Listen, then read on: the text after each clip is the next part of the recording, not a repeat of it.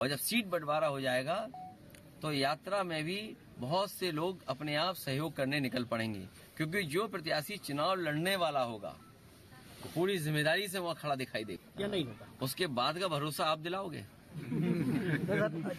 बाद का भरोसा आप में से कौन दिलाएगा? अगर वो आती है तो क्या आप उसमें शामिल रहेंगे? आपसे मैंने कहा बाद का भरोसा कौन दिलाएगा? एक दशक से देश की सत्ता संभाल रही बीजेपी को सत्ता से बेदखल करने का सपना कुछ राजनीतिक पार्टियों ने देखा और नतीजा निकला 28 दलों का इंडी गठबंधन, जो लगातार चाय पर चर्चा करने के लिए साथ में जुटते तो हैं, लेकिन ये नहीं समझ पा रही हैं कि कौन सी पार्टी किस राज्य में कितनी सीटों पर चुनाव लड़ेगी। इसी पर जब कांग्रेस अध्यक्ष से सवाल पूछा गया तो उन्होंने सवालों को कौन बनेगा करोड़पति जैसा बता दिया। हमारा काम न्याय दिलाना है और न्याय दिलाने के लिए सीटों की गिनती नहीं होती।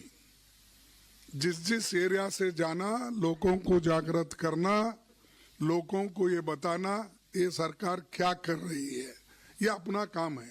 वोट देना लेना वो लोगों के, वोटरों के दिल की बात है। तो हम जो जा रहे हैं लोगों को बताने के लिए जा रहे हैं, उनके दुख और दर्द को उठाने के लिए जा रहे हैं। 24 की सियासी डगर विपक्ष के लिए कांटों भरी है।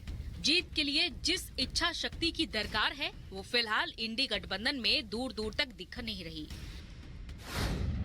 फिलहाल सबसे बड़ी चुनौती है कि चेहरे पर खींचतान जारी, संयोजक के नाम पर फैसला नहीं, सीट बंटवारा अब तक तय नहीं, कॉमन मिनिमम प्रोग्राम तय नहीं, अब भी कई मुद्दों पर आपसी मतभेद। यानी ये कहा जाए कि बीजेपी को चुनौती देने की बजाय आपसी खींचतान से गठबंधन के सपनों पर पानी फिरता दिख रहा है तो गलत नहीं होगा। कुछ यही सवाल चिराग पासवान उठा रहे हैं।